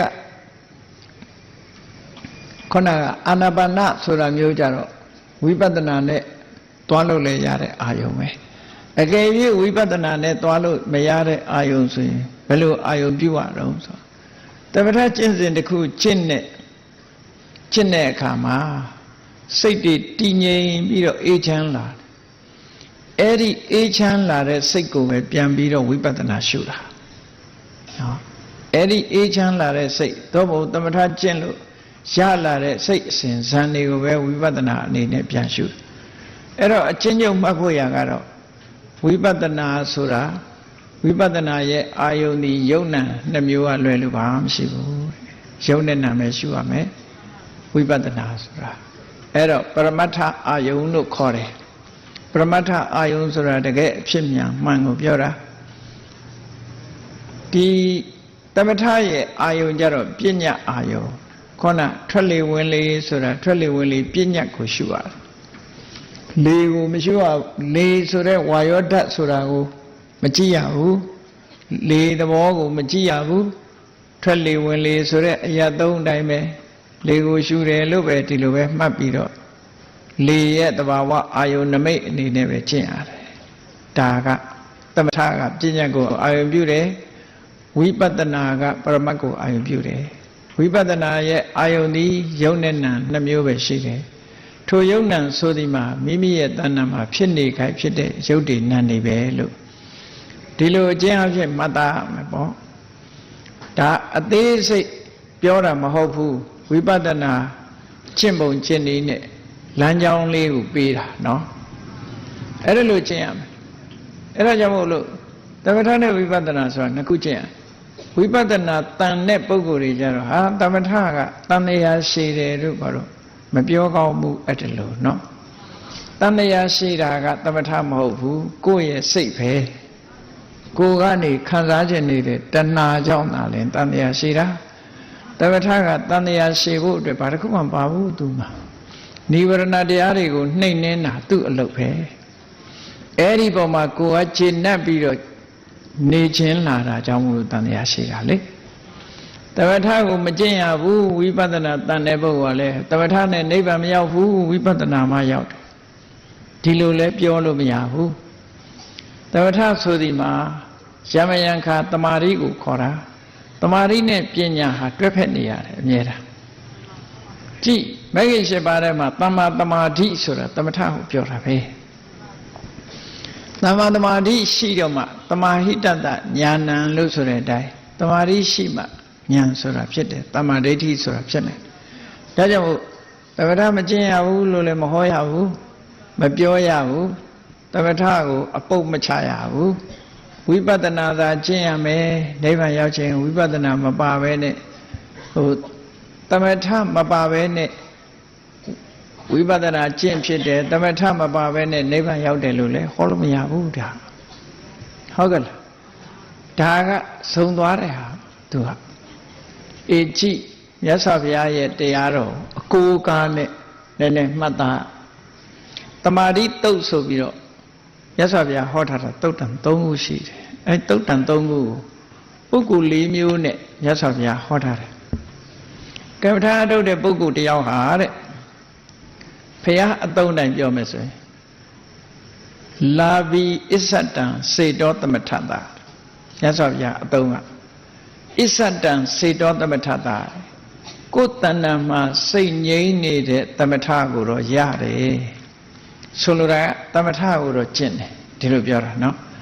သမထကိုကျင့်ပြီးတော့ဝိပဿနာမကျင့်တဲ့ပုဂ္ဂိုလ်တယောက်မြတ်စွာဘုရားစကားတိုင်းပြောမယ်ဆိုရင်မိမိရဲ့စိတ်တဏ္ဍာမှာစိတ်ငြိမ်းချမ်းမှုဆိုတဲ့သမထကိုတော့ရတယ်နလာဘီအဋ္ဌပညာဓမ္မဝိပဿနာရတယ်အဋ္ဌပညာလွန်ကဲထူးခြားတဲ့ပညာလို့ဆိုတဲ့ဓမ္မဝိပဿနာဓမ္မဆိုတာယုံ nant တရားတို့ကိုဝိပဿနာရှုနိုင်တယ်အနိစ္စဒုက္ခအနတ္တလို့ရှုတယ်အဲ့ဒီအနိစ္စဒုက္ခအနတ္တလို့ရှုမြင်နိုင်တဲ့ဝိပဿနာကိုမရတဲ့ပုဂ္ဂိုလ်ကတူတယ်ဆိုလိုတာကသမထသာကျင့်ပြီးတော့ဝိပဿနာမကျင့်တဲ့ပုဂ္ဂိုလ်ကတူနောက်အပြန်အားဖြင့်ဝိပဿနာသာကျင့်ပြီးတော့သမထမကျင့်တဲ့ပုဂ္ဂိုလ်ကတူ သမထယောဝိပဿနာယောနှစ်ခုမှမကျင့်တဲ့ပုဂ္ဂိုလ်ဟာတူသမထယောဝိပဿနာယောနှစ်ခုစလုံးကျင့်တဲ့ပုဂ္ဂိုလ်ဟာတူလို့ဟောလို့ပုဂ္ဂိုလ်၄မျိုးခွဲပြီးတော့မြတ်စွာဘုရားဟောထားတယ်အဲ့ဒီလိုဟောထားတဲ့အထက်မှာသမထသာကျင့်ပြီးတော့ဝိပဿနာမကျင့်သေးရင်အဲ့ဒီပုဂ္ဂိုလ်ကတချမ်းပဲ့နေတယ်ဟုတ်ကဲ့ဝိပဿနာသာကျင့်ပြီးသမထမကျင့်ရင်လည်းတချမ်းပဲ့နေသေးတယ်သမထဝိပဿနာနှစ်ခုစလုံးမကျင့်တဲ့ပုဂ္ဂိုလ်ကတော့နှစ်ချမ်းလုံးပဲ့နေတယ်နော်တစ်ခုမှမရှိဘူးသမထဝိပဿနာနှစ်ခုစလုံးရတဲ့ပုဂ္ဂိုလ်ကြတော့ပြည့်စုံတဲ့ပုဂ္ဂိုလ်လို့ဒီလိုပြောတာအဲ့တော့မြတ်စွာဘုရားကနိလန်းပေးတယ်ဘယ်လိုပေးတော့ဆိုအေးသမထတော့ရပြီသမထကိုတော့ရထားတယ်တမာရီကိုတော့ရပြီးပြီအဓိပညာဓမ္မဝိပဿနာဆိုတဲ့ပညာကိုမရသေးဘူးဆိုလို့ရှိရင်ရအောင်လုပ်ပါဟောနောက်တစ်ခုကအဓိပညာဓမ္မဝိပဿနာကိုတော့ရတယ်သမထမရသေးဘူးဆိုရင်ရအောင်လုပ်ပါမြတ်စွာဘုရားနှစ်ခုစလုံးမရသေးဘူးဆိုတဲ့ပုဂ္ဂိုလ်တယောက်ဟာတဲ့ရတဲ့ပုဂ္ဂိုလ်ထံချင်းကပ်ပြီးတော့သူကမေးရမယ်တဲ့ဒါလက်တွေ့လောက်ခိုင်းတာမြတ်စွာဘုရားသမထကျင့်မှုရအတွက်သမထကျင့်မှုအတွက်ဘယ်လိုမေးရတတိနားလဲတဲ့ပုဂ္ဂိုလ်ထံချင်းကပ်ပြီးမေးကထံစိတ်တံတန်တပေတပံစိတ်ကိုတည်ငြိမ်အောင်ဘယ်လိုထားရမလဲဟောဘယ်လိုလုပ်ရမလဲဒါမေးကထံစိတ်တံတန်နိတာရိတပံစိတ်ကိုအာယုန်တစ်ခုထဲမှာထားဖို့ဘယ်လိုလုပ်ရမလဲကထံစိတ်တံဧကောတိကတပံစိတ်ကိုအာယုန်တစ်ခုထဲပေါ်မှာတိုးပွားနေအောင်ဘယ်လိုလုပ်ရမလဲကထံစိတ်တံတမာဒဟတပံစိတ်ကိုအာယုန်တစ်ခုထဲထားနိုင်အောင်ဘယ်လိုလုပ်ရမလဲဟောဒါသမထကျင့်စဉ်အဆင့်ဆင့်ကိုပြောပြပထမအာယုန်လေးပေါ်မှာစိတ်ကလေးငြိမ်သွားအောင်ထားနည်းအစကိုသင်တာပန္ထပေတပံစိတ်ကိုဘယ်လိုအာယုံပေါ်မှာထားရမယ်ဆိုတာသင်ဒုတိယကြတော့အဲ့ဒီအာယုံပေါ်မှာစိတ်ကလေးငြိမ်သွားအောင်ဘယ်လိုလုပ်ရမယ်ဆိုတာသင်တတိယကြတော့အဲ့ဒီငြိမ်သွားတဲ့အပေါ်မှာစိတ်ကလေးတိုးပွားလာအောင်ဘယ်လိုလုပ်ရမလဲသင်စတုထကြတော့စိတ်ကလေးဟာတခြားနေရာကိုမရွှေ့တော့ဘဲနဲ့ဒီအာယုံပေါ်မှာသူကစိုက်ထားသလိုကော်နဲ့ကတ်ထားသလိုနော်တွဲသွားအောင်ဘယ်လိုလုပ်ရမလဲလို့သင်အဲ့ဒါလို့သင်ခြင်းအပြင်တမာရိကိုလည်းသူရသွားနိုင်တယ်တဲ့နောက်တစ်ခုသမထကျင့်လို့တမာရိတော့ရပြီဝိပဿနာမရသေးတဲ့ပုဂ္ဂိုလ်ကရအောင်ဘာလုပ်ရမလို့ဆိုမေးတဲ့တိတဲ့ပုဂ္ဂိုလ်ထံမေးဘယ်လိုမေးရမေးခွန်း၃ခုမြတ်စွာဘုရားရှင်းပြတာကထံသင်္ခါရဓာတ္ထပါသင်္ခါရတရားတွေကိုဘယ်လိုရှုမြင်ရမလဲသင်္ခါရဆိုဒီမှာရုပ်နဲ့နာမ်ကိုခေါ်ပဲအကျဉ်းအပြည့်ပြောမယ်ဆိုရင်ကိုယ်ခန္ဓာ၅ပါးကိုယ်ခန္ဓာကိုဘာလို့သင်္ခါရလို့ခေါ်တာတုံးဆိုအကြောင်းတရားတွေကပေါင်းစပ်ထားတာကြည့်ဘုန်းကြီးတို့တွေရဲ့ခန္ဓာကိုယ်ကြီးပဲကြည့်ကံကြောင့်ဖြစ်တဲ့ရုပ်တွေရှိတယ်ကံပါတယ်စိတ်ပါတယ်ဥဒုပါတယ်အာဟာရပါတယ်ကံစိတ်ဥဒုအာဟာရဆိုတဲ့အကြောင်းတရားတွေကနေပေါင်းစပ်ပြီးတော့ဖော်ဆောင်ထားသည့်အတွက်ကြောင့်ဒီယုတ်ခန္ဓာကိုယ်ကြီးဖြစ်နေတာလေကံစိတ်ဥဒုအာဟာရအကြောင်းတရား၄ပါးအဲ့ဒီအကြောင်းတရား၄ပါးကပေါင်းစပ်ပြီးတော့စီမံထားသည့်အတွက်ကြောင့်သင်္ခါရတန်ဆိုတာပေါင်းစပ်ပြီးတော့ခါရလှုပ်ထားတာလို့ဒီလိုတွေပဲရစိတ်ဆိုတာကြတော့ကြည့်အာယုန်နဲ့ဝတ္ထုဆောင်ကမျက်စိရှိတဲ့လူကမျက်စိရဲ့ပြင်ဘက်ကမြင်စရာအာယုန်ရဲ့နှစ်ခုစုံမှမြင်သိစိတ်ကပေါ်တာအနုမပေါ်ဘူးအိတ်နေပေါ်ရလားမပေါ်ဘူးဇာတိစိတ်ဆိုတာနားရဲ့အတန်ရဲ့နှစ်ခုစုံလိုက်တဲ့အခါမှာဇာတိစိတ်ဆိုတာပေါ်တာအဲ့ဒါဟာမျက်စိရဲ့အစင်းအာယုန်ရဲ့ကအကြောင်းအဲ့ဒီအကြောင်းနှစ်ခုကနေပေါင်းစပ်ပြီးတော့ထုတ်လုပ်လိုက်တာဟောဒီစိတ်ကလေးကိုဥပမာရှင်းရှင်းလေးနားထောင်ခြင်းလို့ရှိရင်စီဆိုတာလူတိုင်းမြင်မှုကြတာပဲအဲ့ဒီစီသူ့ဟာသူဒီတိုင်းထားမြည်ရလားအတန်ထွက်ကြလားမထွက်ဘူးတခုခုနဲ့တီးလိုက်ပြီဆိုတဲ့အခါအတန်ထွက်မလာဘူးလားအဲ့တော့ စီမျက်နှာပြင်ရဲ့တီးတဲ့လက်ရဲ့ဒီနှစ်ခုပေါင်းမှစီတန်ထွက်လာတာလေအဲ့ဒါလိုပဲလူရဲ့စိတ်ဆိုတာဒီတိုင်းနေရှိနေတာမဟုတ်ဘူးဒီတဲ့ထင်ရှားတဲ့ဥပမာလေးနဲ့ကြည့်လူတိုင်းမှာ gas မီးချစ်ဖူးလေးတွေမြင်ဘူးကြအဲ့ဒီ gas မီးချစ်ဖူးထဲမှာမီးရှိလားလို့ပြောမရှိဘူးသို့တော့မီးလို့ချင်းဘာလို့ရတော့နောက်ထပ်အကြောင်းလေးတစ်ခုထပ်ထည့်တာလက်နဲ့ဖိပြီးတော့ပုတ်လိုက်တာအဲ့ဒီမှာမီးတောက်လာဒီအိဗယ်ကိုဆုံးလို့တာနော်နန္တရားဟာလည်းပဲဒီတိုင်းပဲအာယုန်နဲ့ဝတ္ထုပေါင်းစုံလိုက်ပြီးတော့တိုက်ခတ်လိုက်မှမီးပွင့်တယ်လို့ပွင့်လာတဲ့သဘောအဲ့ဒီလိုဖြစ်လာတာအဲ့တော့ဒီဆိုင်ရာအကြောင်းလေးတွေကိုနဲ့ပေါင်းစပ်ထားလို့ဖြစ်နေတာတွေဖြစ်သောကြောင့်သင်္ခါရတဲ့အကြောင်းကြောင့်ဖြစ်တာရုပ်ကလည်းသင်္ခါရပဲနာမ်ကလည်းသင်္ခါရအဲ့ဒီသင်္ခါရကိုကထံတတ္တပါဘယ်လိုမြင်ရမလဲလို့ဆိုတော့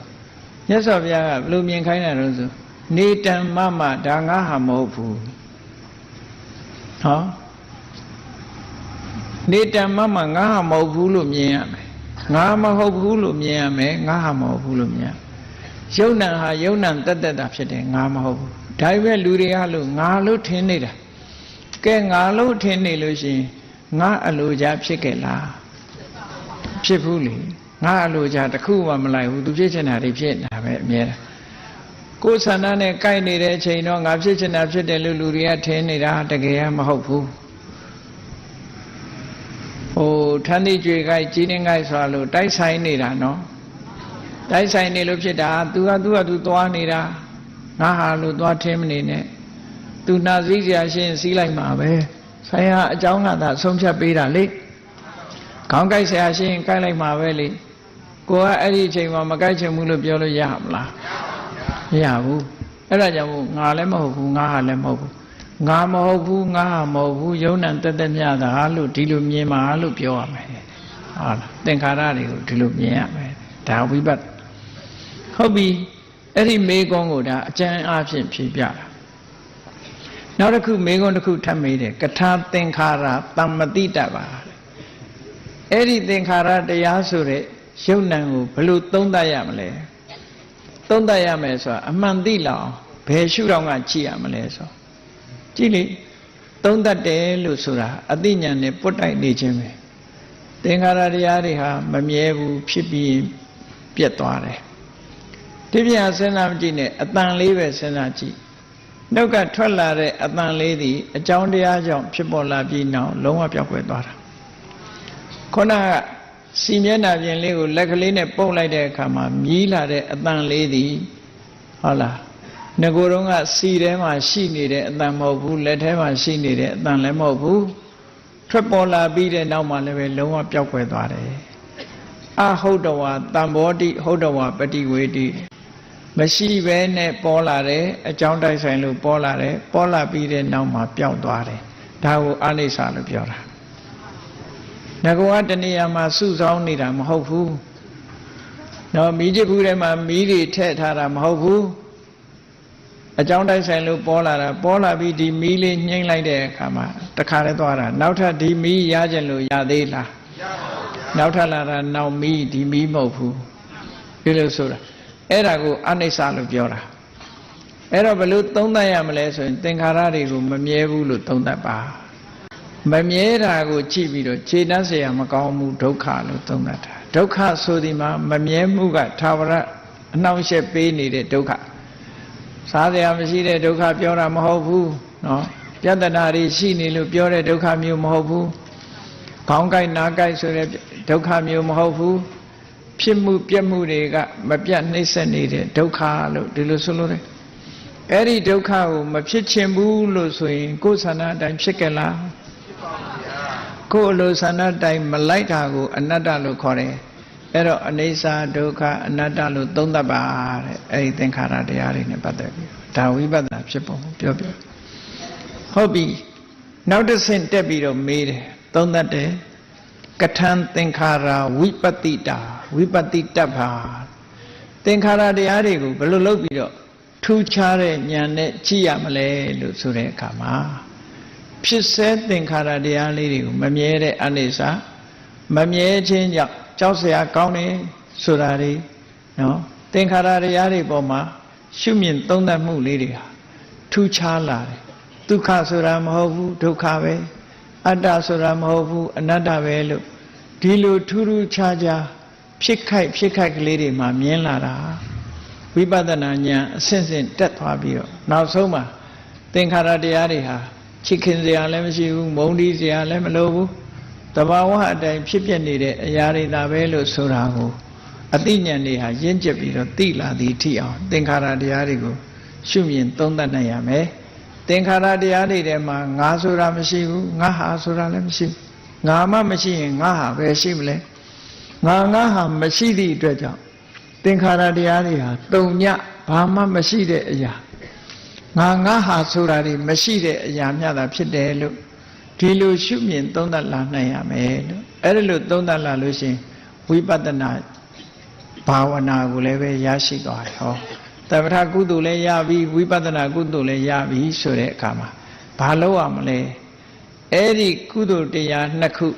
တမာရီကိုတိုးပွားအောင်လုပ်ခြင်းပညာကိုတိုးပွားအောင်လုပ်ခြင်းသမထကျင့်စဉ်ကိုကျင့်ခြင်းဝိပဿနာကျင့်စဉ်ကိုကျင့်ခြင်းလို့ဆိုတဲ့ဒီကုသိုလ်အခြေခံနှစ်ခုကိုအားပြုပြီးတဲ့အခါမှာဆက်ပြီးတော့တရားဓမ္မကျင့်ကြံကြိုးကိုအားထုတ်ပါလို့အားထုတ်လိုက်တဲ့အခါမှာနောက်ဆုံးသောတာပန်ဖြစ်သွားမယ်သောတာပန်ဖြစ်ပြီးရင်လည်းဝိပဿနာတရားအားထုတ်တဂရဂံဖြစ်သွားမယ်တဂရဂံဖြစ်ပြီးရင်လည်းဝိပဿနာတရားအားထုတ်ဝိပဿနာတရားအားထုတ်အနာဂံဖြစ်မယ်အနာဂံဖြစ်ပြီးရင်လည်းဝိပဿနာတရားအားထုတ်ယဟန္တာဖြစ်မယ်လို့အဲ့ဒါလို့ဝိပဿနာကျင့်စဉ်နဲ့သမထနဲ့ဝိပဿနာနှစ်ခုတွဲဖက်ပြီးတော့ကျင့်ကြံကြိုးကိုအားထုတ်သွားခြင်းဖြင့်မိမိတို့လိုရှိတဲ့အာတဝလို့ခေါ်တဲ့မိမိရဲ့မျက်စိနာနာလျှာကိုယ်စိတ်မှာမပြတ်စည်းဝင်လာတဲ့အကုသိုလ်တွေဟာစည်းဝင်နိုင်ခြင်းမရှိတော့ဘူးတဲ့အကုသိုလ်တွေစည်းမဝင်တော့ဘူးလူတွေမှာနေစဉ်နဲ့မြင်တဲ့အာယုံပေါ်မှာလိုချင်တာမုန်းတီးတာကြားတဲ့အတန်ပေါ်မှာလိုချင်မှုမုန်းတီးမှုနော်မသိလောဘဒေါသမောဟဆိုတဲ့အကုသိုလ်တွေဟာအာယုန်နေနဲ့စီးဝင်နေတဲ့သဘောတွေဖြစ်တယ်ပေါ့အဲ့ဒီလိုစီးဝင်နေတတ်တဲ့အာတဝဆိုတဲ့တရားတွေဟာဒီနည်းနဲ့ကျင့်ကြံကြိုးကိုအားထုတ်လိုက်မယ်ဆိုရင်စုပ်ပိတ်ပြီးသားဖြစ်ပြီးနောက်ဆုံးအာတဝတရားတွေကုန်ခန်းသွားလိမ့်မယ်အာတဝတရားတွေကုန်ခန်းသွားပြီဆိုရင်တော့ခိနာတဝအာတဝတွေကုန်ခန်းသွားတဲ့ပုဂ္ဂိုလ်ဟာယန္နာပုဂ္ဂိုလ်ပဲလို့ဒီလိုဆိုတာပေါ့နော်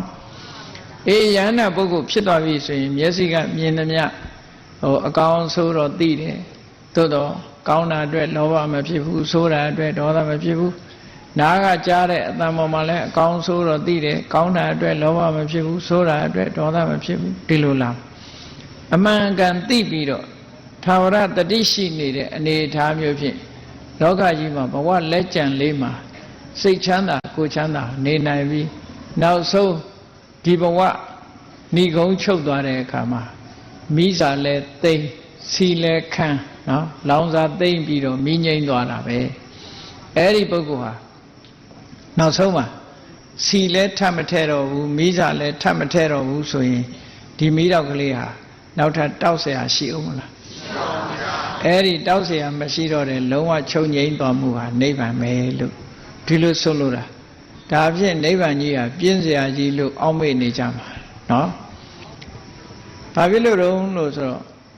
ဘဝကိုတွေ့တာနေတဲ့ပုဂ္ဂိုလ်တွေဖို့မှာကြတော့ဖြစ်နေတာကိုကြိုက်နေသေးလို့ပဲဖြစ်နေတာဘာကြောင့်ကြိုက်နေတုံးဆိုရင်ဖြစ်နေခြင်းရဲ့အပြစ်တွေကိုမမြင်သေးတာဖြစ်နေခြင်းအပြင်လူဟာတဖြည်းဖြည်းအိုမယ်နာမယ်သေမယ်နောက်ထပ်ပြန်မွေးမယ်ဖြစ်အိုမယ်နာအောင်မယ်သေအောင်မယ်ဒါကြီးကရက်လို့မရတဲ့အနေအထားမျိုးကြီးဒီဘဝမျိုးကြီးဟာဖြစ်အိုနာသေးဆိုတာကြီးကိုလွတ်ငြိမ်းမှုရာအတွက်ကြတော့ခန္ဓာကိုယ်လုံးဝမဖြစ်တော့မှဒီဟာကလွတ်မှာဖြစ်တယ်ပေါ့အေးဒါကြောင့်မလို့ခန္ဓာនិရောဓနိဗ္ဗာန်ဆိုတာကိုမျက်မှောက်ပြုနိုင်မှုအတွက်ရှေးဥစွာကိလေသာនិရောဓကိလေသာတွေချုပ်ငြိမ်းအောင်သမထကျင့်စဉ်ဝိပဿနာကျင့်စဉ်ဖြင့်ကျင့်ကြံကြိုးကိုအားထုတ်ရတယ်အဲ့ဒါလို့အားထုတ်တဲ့အခါကျတော့မှကိလေသာនិရောဓကိုအရင်ရပြီးကိလေသာချုပ်ငြိမ်းခြင်းကြောင့်လောင်စာသိမ့်ပြီးမီးငိမ့်နေဆိုနောက်ထပ်မီးထောက်နဲ့တူတယ်ခန္ဓာဆိုတာမလာတော့ဘူးလို့ဒီလိုကိုယ်စီသဘောကျပြီးတော့ဘုရားချက်ခင်သူတော်စင်ပြိဿအပေါင်းတို့ဘုရားမြတ်စွာဟောကြားတော်မူခဲ့တဲ့ဘာဝနာနှစ်ပါးစိတ်ခွန်အားဖြင့် မိမိတို့တဏ္ဍာမှာစိတ်ဓာတ်ခွန်အားတွေရဖို့ရအတွက်ဘာဝနာကျင့်စဉ်နှစ်ပါးကိုကျင့်ကြံကြိုးကုပ်အားထုတ်ခြင်းဖြင့်လောကရန်မုံတိုင်းတွေကိုလည်းကြံ့ကြံ့ခံနိုင်ပြီးစိတ်ဓာတ်ပြော့ညံ့တဲ့ပုဂ္ဂိုလ်တွေမှာကြုံတွေ့ရတဲ့တောကတွေပရိဒေဝတွေဒုက္ခတွေဒေါမနတတွေဆိုတာမလာတော့ဘူးစိတ်နှလုံးအေးချမ်းစွာဒီဘဝမှာလည်းပဲယက်တည်နိုင်တယ်နောက်ဘဝရောက်လို့ရှိရင်လည်းပဲစိတ်နှလုံးပူလောင်စရာဘာတစ်ခုမှမဖြစ်တော့ဘူးဆိုတာတွေကိုမှတ်သားနာယူပြီးတော့ဘုရားမြတ်စွာဟောကြားတော်မူခဲ့တဲ့ဘာဝနာနှစ်ပါးအကျင့်တရားကိုကျင့်ကြံကြိုးကုပ်အားထုတ်တော်မူနိုင်ကြပါစေကုန်သတည်း